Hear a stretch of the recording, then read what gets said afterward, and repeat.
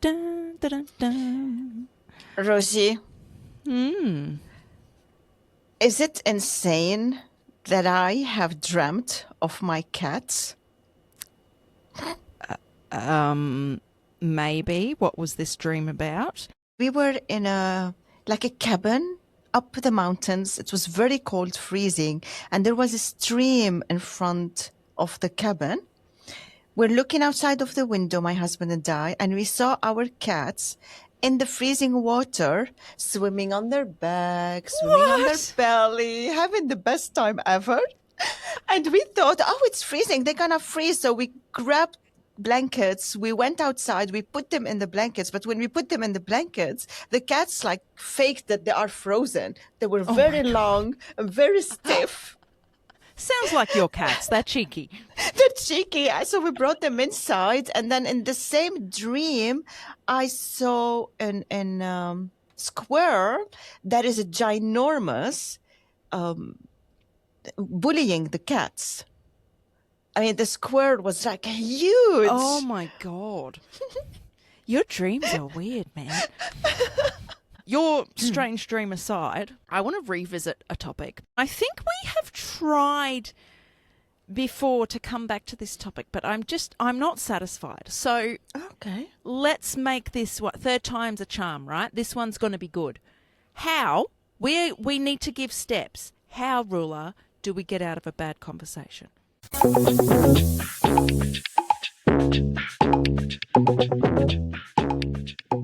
Welcome to the Rosie and Roula show. Marhaba. G'day.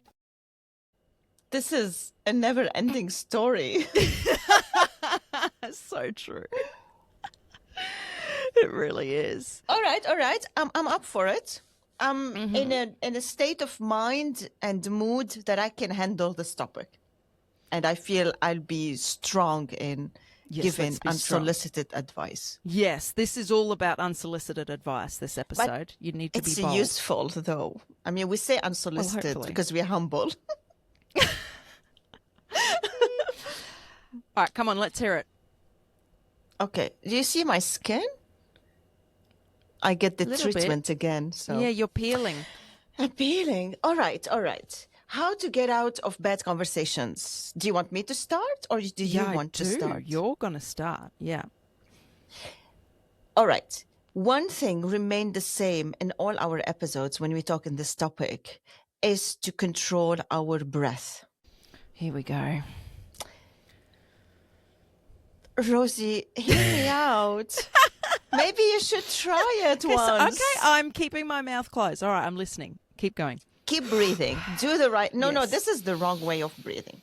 Okay. Why I'm saying to keep control of our breath, because when we're controlling our breath, it calms us down. So we give ourselves the time to not overreact or not say the things that will be used against us. Okay. Because when we breathe, take the time and think, we will have a better choice of words. So step one, don't be a hothead. Do your breathing. Exactly. Okay. Don't be a hothead.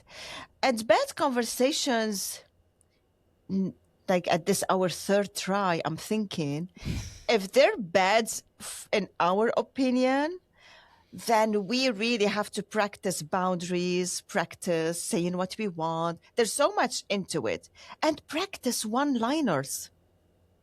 These are the best things to get out of bad conversations. Okay, what? Give us an example of a one-liner. Is this a one-liner to just shut the conversation down? Yes. Is that what you mean? So someone is talking too much and you really need to leave. You're not interested in the conversation. Yes. They're keeping you and you have to go. You can say, you know what? I'll leave you to it. You seem very busy. We'll get back to this another time. Yeah, I struggle with that one. When Why? people say, "Oh, I'll leave you to it," I'm like, "Oh, I'm being boring." I go, "Oh, fuck," I feel bad. Pause. Yes. So what difference can you do so you don't feel boring? Well, I don't think I am boring. Then you will But keep the other having bad person is too conversations. chicken. No, but it's not a bad conversation for me. Yet apparently it is for the other person. Or are they genuinely just saying, leave you to it? Like, obviously they want to go, but is it just leave you to it, I'll talk to you later? And it's not because you're boring. But I always feel like people say that when they're trying to get out of the conversation. And as the person receiving it, it does not feel nice. Am I a boring person? Is that what it is? Am I actually boring? I don't know. For me, you're not boring. For someone else, you might be boring. Each person have different needs and connection. Oh, okay. And if the conversation is bad, let's say it's about politics. Okay, yeah. All right. So that's a bad conversation. And I was thinking, because on Sunday we had some friends over and I realized that it's not really politics, but we see the world in a different views. And to avoid the conversation, I threw some jokes. I made jokes of my belief or whatever I think. So when I made a joke about it, like, for example, I'm short and the other person is tall, and I'm like, okay, except that you hate short people, let's do this and that. And this sparked some jokes, some laughing, because who talked about short and tall people? Oh, so you're just throwing something random in there? Something random, something that will deviate from the topic. I don't know if I like this advice. Okay. I don't like it. It doesn't feel like I could use this advice. You know what I'm beginning to think is I need to stop getting myself into these situations where there are awkward conversations. Because often you completely froze. Like I you're might be the gone. one who got myself in this position. Might bump into somebody to say hello and I allow myself gone. to be hijacked and just they're talking at me I rather don't know than if you saying, hear me, but you are gone. oh, you can hear me or no? Can you hear me? Rosie. Can you hear me? Rosie. Hello, hello, hello. Hello, hello, hello. Hello, hello, hello. Hello, hello, hello. She disappeared, everybody. Roula has disappeared into the internet. She didn't like my story. She escaped a bad conversation with me by pretending she couldn't hear me. Oh, there's Roula. I was just talking about you. You're back. So I was just saying, Roula, was this you trying to escape a bad conversation with me by pretending that you couldn't hear what I was saying? I don't think she can hear me. Fuck. Worst episode ever. What the hell? The screen went completely black. That's weird. So you can see and hear me now? Yeah. Well, Roula, don't tell Porcupines, because I know this was all part of your ruse to get out of the conversation with me because you were finding it boring. So you decided to pretend you couldn't hear me. You put on a whole show. Don't pretend that's not what you were doing. Rosie, you know me. I don't pretend. This is true. Okay. Do you remember where were you? Yes, I'll get back to my point. I think one of the issues for me is I get myself into these situations. Like, it's my fault. It's not just out of my control. I might bump into somebody and then I will allow myself to stay there as they just keep talking and I just keep listening and nodding, going, oh yeah, that's great. You know, that's terrible. Oh my goodness, that's so difficult for you, or whatever. Rather than, oh, so nice to bump into you. I need to head off now. I need to go do my groceries. Or I'm heading off now. Bye. So now you're making them feel that you are. Down. So you're making them feel that you're avoiding them. No, I'm just saying I've got things to do. I got plans. You know, there's nothing wrong about that. We need to normalize saying that. The most awkward thing is knowing when to say, you know, I don't have the capacity to have a conversation. Yeah. But you can't say it this way because no one will listen or respect it, despite how honest you are. Right. And what you described is you're trying to be compassionate and hearing them and letting them cry on your shoulder. And you don't have to do this. Right. It's okay not to be nice, overly nice all the time. Something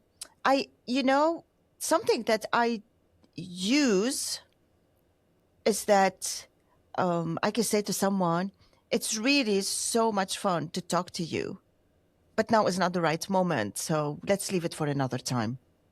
Yeah, that works. Yeah. I hope you're genuine when you say that. You might not be. Hey, you might not enjoy time with this person.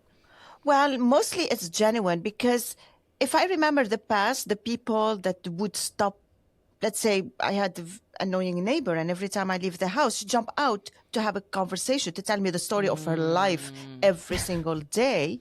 And this person, I do use with this person the sentence, it looks like you're busy. I'll leave you to it. We talk another time. Yeah. And I don't wait for this person to answer. I turn my back and I walk. I go. I don't have to wait for them. We don't need their permission to leave, do we? We don't need their permission. No, it's not an appointment. They're not part of your life. It's just people you're having conversation with. You're saying hi. Sometimes you want to connect and you stay for the conversation. We're talking here about the moments where you don't have the capacity to connect or the conversation is so bad that you have nothing to add to it. You just don't want to be there. Yeah. It doesn't even have to be about capacity. It's just like, you're wasting my time. I don't want to be here. Yeah. We need to give ourselves the permission to say, you know what, let's leave it for another time. I have to go. Most of the time, when you say, I have to do something or I am busy, or they don't really care or listen. But when you tell people, you are busy, let me not waste your time, they will accept it. I disagree. I hate it when people put it on me because it doesn't feel genuine. I'm like, fuck off. No, I'm not busy. I'm here talking to you. So I would respect it more if you said, you know what, Rosie, I've got plans. I really got to dash. Like, now's not a good time. I would respect that so much more. I don't think there's a right or wrong. It depends on what people feel comfortable with. You know what, Rosie? I'll leave you to it because... oh my God, don't do this to me. No. Okay. You know what? Some people I won't stop conversation with, and these people are the ones who really appreciate this podcast. We have a couple of coffees already received from our listeners. And I want to tell them cheers. Yes. And so other people, we don't know the names of the other persons. And really, I truly appreciate it. Thank you. And if you feel that this podcast is giving you some value and you like to listen to it, please head to our website, rosieandroula.com/coffee and buy us a cup of coffee. We will be grateful. Yes, and listeners, we can see that you're busy, so we're going to let you go now. Bye. Bye. If you got a kick out of our conversation today, can you pretty please hit the follow button and share it with another opinionated person? This is the easiest way for you to support the show. It also gives Roula and I the motivation to keep I have going. to stop you there. Stop telling people what to do. If they like to follow the show and share it, it's totally up to them. Guys, please, can you help us follow and share the show? Thank you so much. See you next time. Said.